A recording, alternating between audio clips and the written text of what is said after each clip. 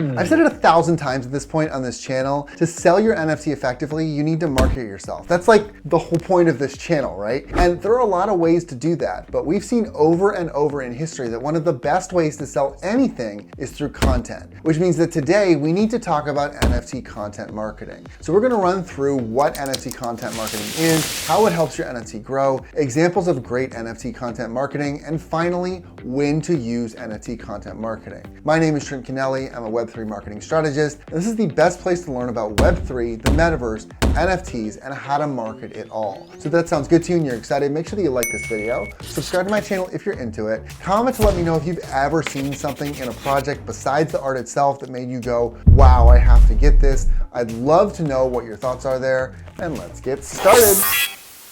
Okay, so what is NFT content marketing? Well, this can be defined in two different ways, which I'm going to call the premium and freemium models. Under a premium model, you're paying for access to the content. So the idea here is that by owning the NFT, you're in a club of people that have access to the content that non-owners can't see. So you can think Netflix or Disney Plus for this. These are both examples of content that you need to pay to have access to. And when everyone is talking about what's happening behind the scenes, it makes non-owners want to become part of that community more than ever before. And what you'll notice about a freemium model is that it's almost exactly the opposite from a premium model. So under freemium, people are getting the content generally for free, but they can pay for extra. So the best example of this kind of exclusive access in the non-NFT world would probably be Patreon. So consumers go to Patreon and pay influencers because they want more from them. They want to be in that exclusive club. But I just want to be clear, freemium is not limited to influencers. So if you look at YouTube, so many businesses are advertising their services there by providing valuable content. That content builds up a community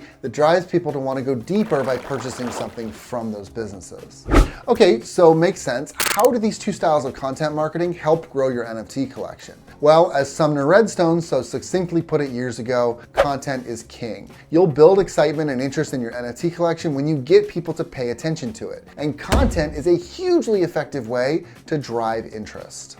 Again, let's look at Disney for guidance here. So Disney's success came from unique and interesting content that everyone loves, right? There are Disney heads out there, and especially in Orlando, where I'm from, that seem to only talk about Disney. The fact that their content is so good has driven a loyalty and an excitement in their brand that is truly going to lead their fans to watch anything that they produce, no matter what it is. And Disney didn't just snap their fingers to make that happen. They consistently produced high quality content for years and years that people wanted to buy. Okay, but that's Disney. They've been around for 100 years. They've had time to build that content library, right? No worries, let's talk about Casey Neistat. So Casey is a YouTuber with over 12 million subscribers. His content on YouTube is completely free and people clamor for it. He may not produce much content anymore, but when he does, it's guaranteed to get several million views. So what did he do? After years of producing free content, he added a paid film school. Now, not only does he provide that free content for you, the viewer, but if you want more, and in this case, if you want to learn from him, you can get that content for a price. So that all makes sense for how content marketing generally builds a business, but let's bring this back to how we can use it to build out our NFT collection. So first, with the premium model, you're putting that content on a pedestal. You're saying, hey, I have this exclusive web series, or hey, these additional NFT offerings are off the charts, but you're adding that caveat at the end, you can't get this unless you own my NFT. Now, why is that better? So let's compare it again to Patreon. So what happens when you pay for a Patreon membership? Well, you have to pay again, and again, and again, and again. Every month you have to pay until you're tired of the content and you cancel the membership. But if you own the NFT with the premium content, you have more options. You've already bought this NFT. You don't have to pay again. So you can just let it sit there and come back to it later if you wanted. That content is always going to be available to you. Or if you wanted, you could sell the NFT. You could make some money off of it. You could at least break even, hopefully, etc. That NFT has inherent value, largely for its content, so you can make that money back as a result. And that sale could potentially, not a guarantee, increase the worth of the NFT for the content marketer as well. And if this was a freemium NFT, you're probably going to see that you have largely the same options. You can resell it for a profit or you can hold it. But you also have the benefit of more people seeing this content ahead of time, getting excited about the creator, and building that freemium content up in the market as a result. So it's kind of a win-win situation.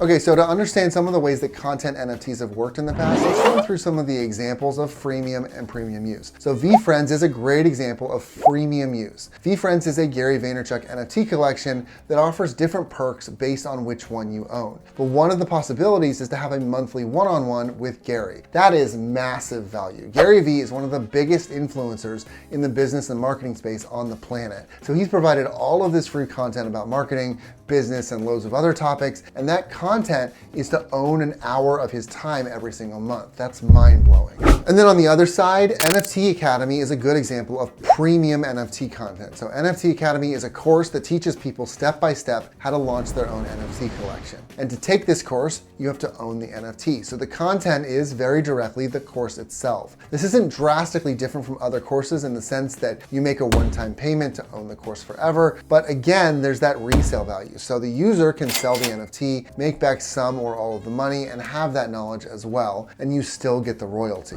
Okay, so now that we have kind of a handle on these, let's try to figure out when you should be using premium and when you should be using freemium. So the first question we need to answer is this: what are you selling? And here's why that's important. Knowing what you're selling is going to help us more easily understand who the target market is. And the better understanding we have of who the target is going to give us a better understanding of how best to approach that target.